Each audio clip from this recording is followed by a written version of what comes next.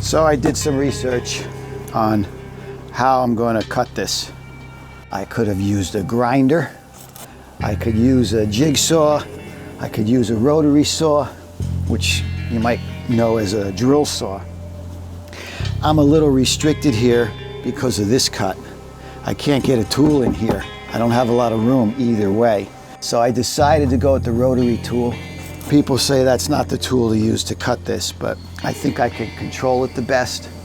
I'm going to be using fences, guides, I guess you want to call them, and we'll run it through that way. That's the plan anyway. So right now, I'm getting it all taped off. I'm actually going to put the sink back in place and strike these lines again. Make sure that I do a proper job and we get very exact this time. So I did some test cuts with the rotary on the sink cover that the factory provides. It went right in here, same material. So I grabbed that. That's going to be my throwaway piece now, since the hole is going to be larger. So I did some test cuts. It's a squirrely tool. It could get away from you very easily. Got to go really slow. Let's get that sink back in here and do a proper measuring. Make sure we nail it dead on this time. This is where she's going to sit. I've got it all squared up. It's right on that edge. I'm not going to cut this edge. I'll use it. And this looks as parallel as I'm going to get it. So I'm using a pen to get the outer flange marked up, and then I'll use a Sharpie as my cut line. That way I don't get confused about what line to cut on, and then I only realize it halfway through the cut. That makes it a whole different video. If you move the sink while you're marking it, it's no good. You got to start again.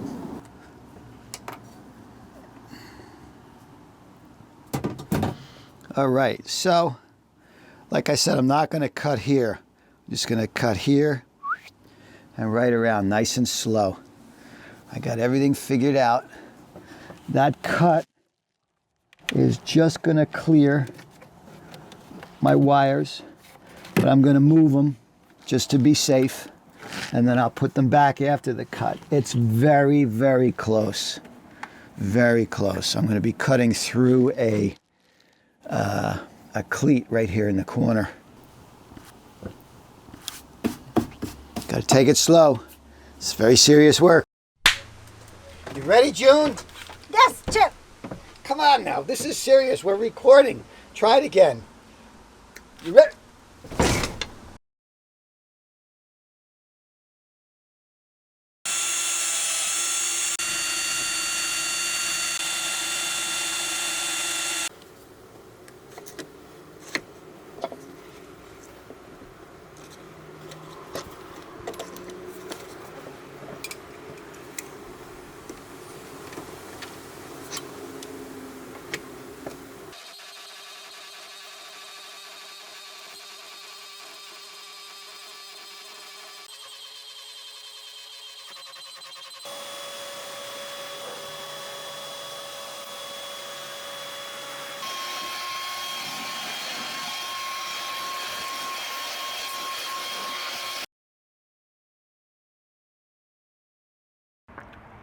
I'm not that excited anymore. Couple things. I do not recommend cutting a new sink into your countertop when the countertop is still attached to the cabinet. In a van, it's hard. So I'm going to show you some of the pitfalls that I had to go through. This tool drove me crazy. Okay? My son, the renovator, said use a grinder with a diamond wheel. I said, no, I can't use a grinder. I gotta use the tool of choice. I think a grinder would have been a lot easier. This thing was like over the river and through the woods. Now, it does fit. I made a nice hole over here. I'll bring you over and I'll show you. So I was able to get the hole cut.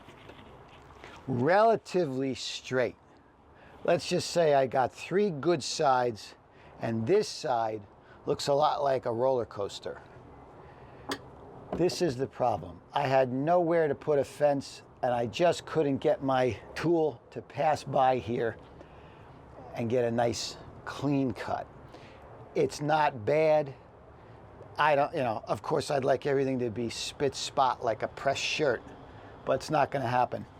All of that's going to be underneath this flange, so it's not that big a deal. The big problem in cutting out this sink, it's twofold.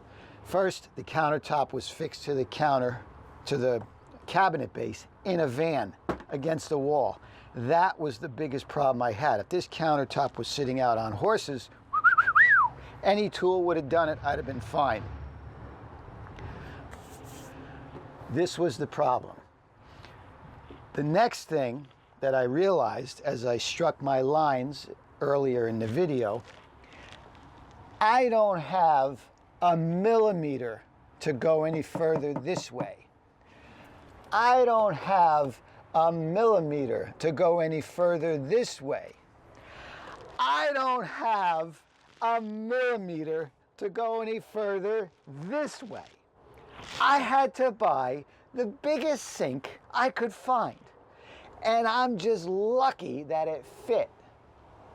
I measured and thought I'd be fine. A little bit of latitude, wiggle room.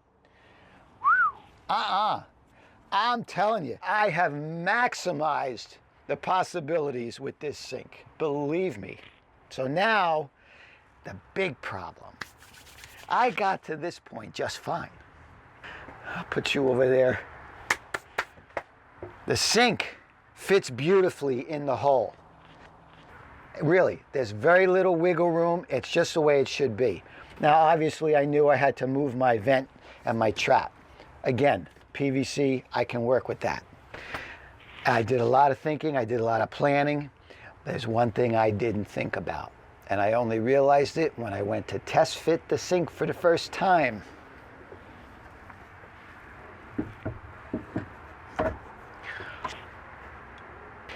This won't go down in the hole because this is on an angle. Now obviously, see the scrapes? Obviously, if I were to monkey it down in, the lower I go, the more room I'll have, and eventually it'll just drop in. That's nice. But I need to be in and out right now because I need to decide, should I put my drain hole on that side or that side? I don't know. My van's always level, so it doesn't matter in that respect. But the trap, if I swing this trap one way or the other, for instance, if I swing that trap over this way, it may line up with my drain. What do I do? What are my options? Well, 1, 2, 3 screws on each side of this thing. And of course, I got to undo the beautiful caulk job they did at the factory. Take this off. I suspect there's a Sprinter frame member right here, and then I know I've got my vent pipe, 2.5-inch vent pipe, 2-inch vent pipe, and some electrical lines going up this way.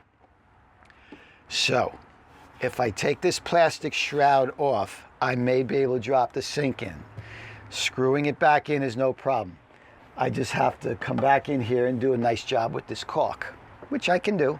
I may have to do that because the other option would be to cut the flange of the sink. Then it will pass along this corner, but then when the sink is sitting in there, there's going to be a little V cutout, which I'll have to explain to everybody for the rest of my life. So I don't think I'm going to do that. So it was a little more difficult than I had originally anticipated. But go slow, you stick with it, we're moving along. The sink will be in. I'm going to go on a trip next week, early next week, and this sink will be running like Niagara Falls. You'll see.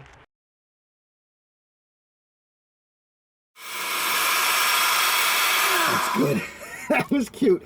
Come, oh, no squirting. No, I know. Come over this way. Let's do that again. Same thing. Oh, I think adorable. I'm looking at the screen, not the camera. Okay, look at the lens. I'll try it again.